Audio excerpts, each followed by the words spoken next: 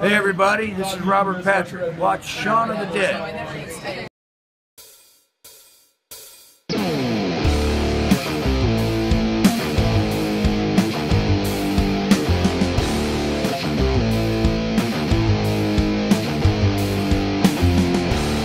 Hey, what's going on? Shaun of the Dead. I know that I have done videos on what gun to get, what knife to get, what machete, what axe, or, what backpack. You name it, I've done a video on it pretty much when it comes to surviving the zombie apocalypse. Now, let's get down to some brass tacks. Resources are finite. People aren't manufacturing more. There might be some places that are cultivating crops, raising livestock, but people might have some lead laying around, and they might be so inclined to be able to cast balls and use muskets and be able to make black powder.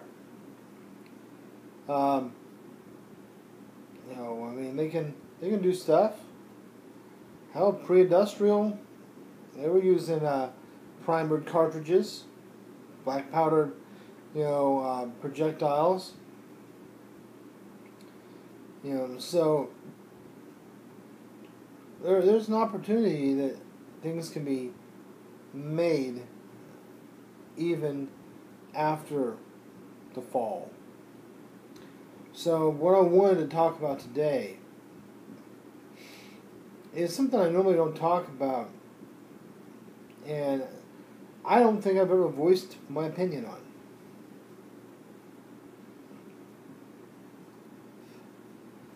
If you can only have one thing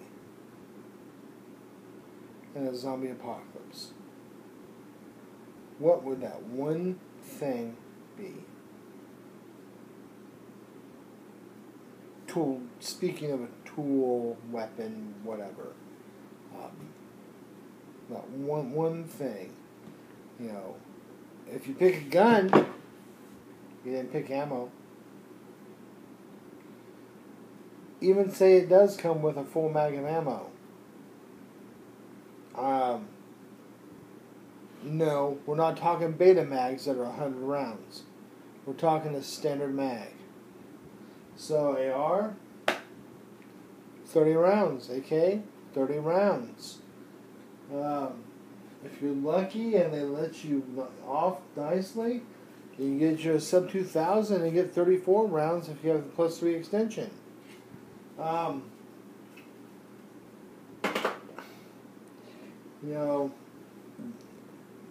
If you're lucky, they'll let you have a beta mag with 100 rounds, but still, it's only 100 rounds.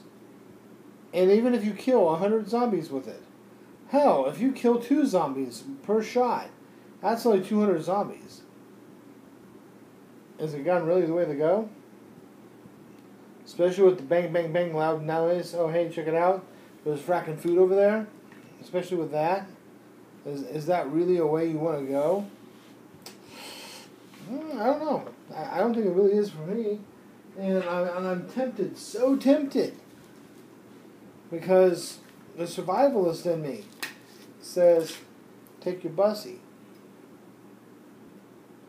Take your bussy.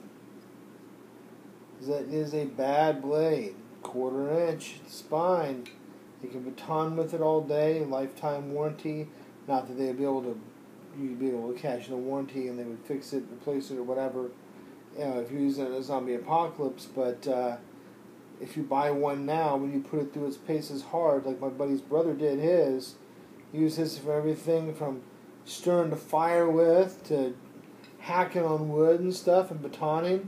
It beat the crap out of it. It looks a little worn and used, but it's not harmed. And he beat the crap out of it. So, makes me feel good about my bussy. So, bussy's high on my list. At least my particular knife is high on my list. So I'm thinking my Bussy is a contender.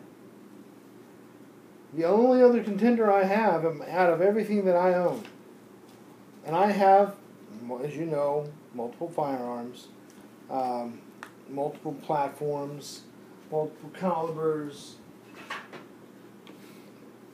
If I can only pick one thing, the other thing that I would consider picking,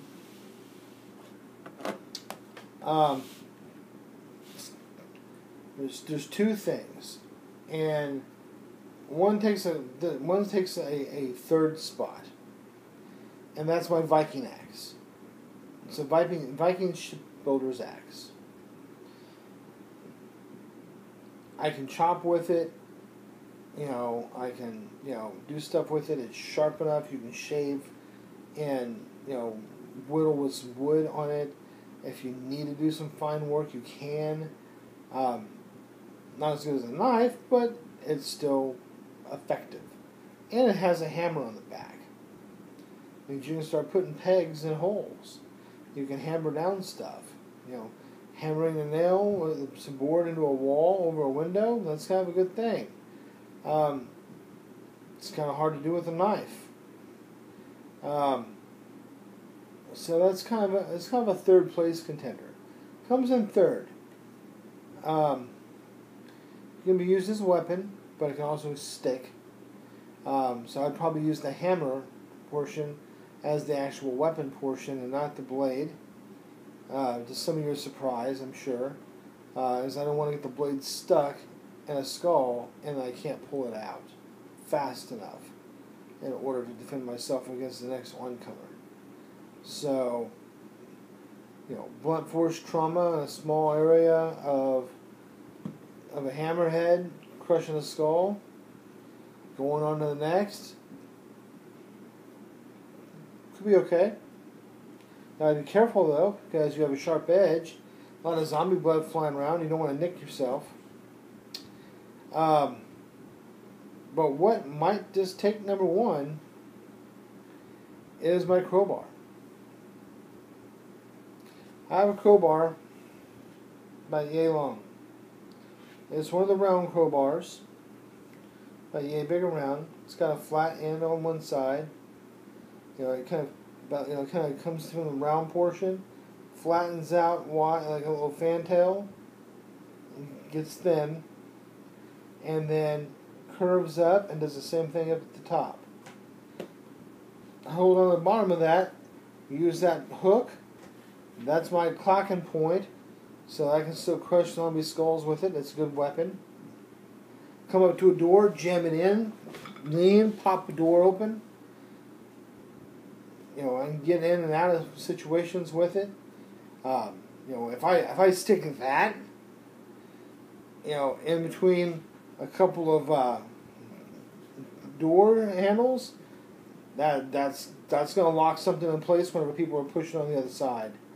My knife could do that also, but that crowbar is long enough that I could really get it in there.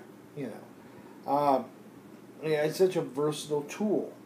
And it's a good, solid weapon, and it's not going to break.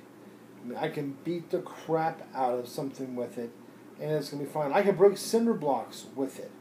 And with enough time, I can break through a wall, hitting the cinder blocks with a crowbar. It's a tool. It's meant to be beat with.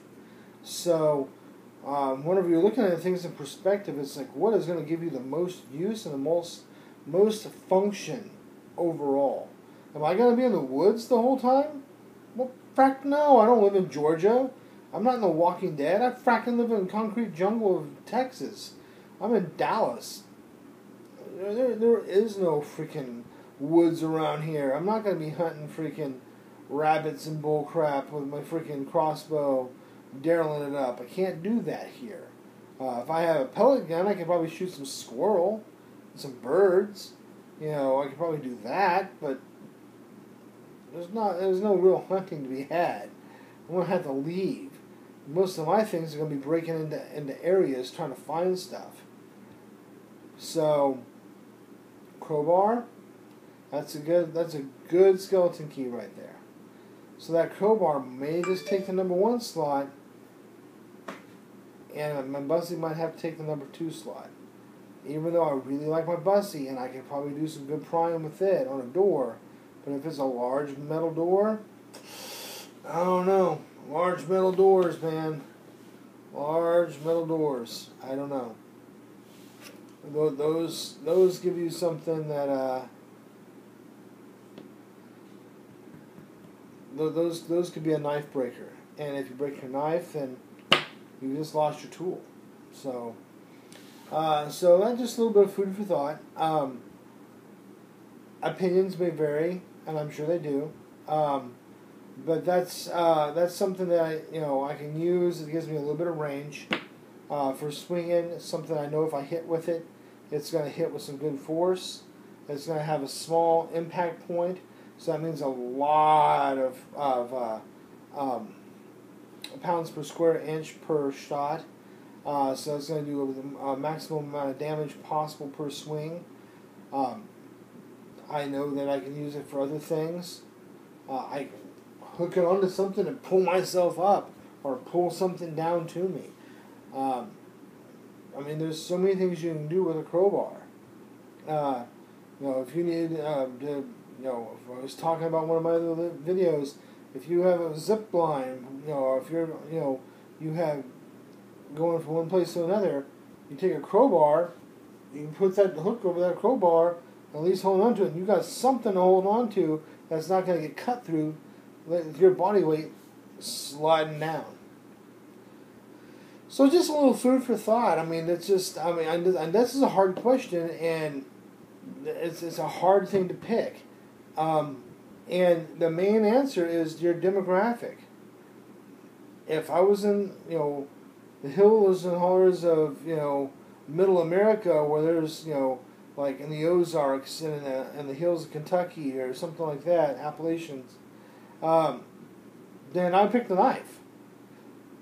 That's strong enough to get into anybody's cabin or house.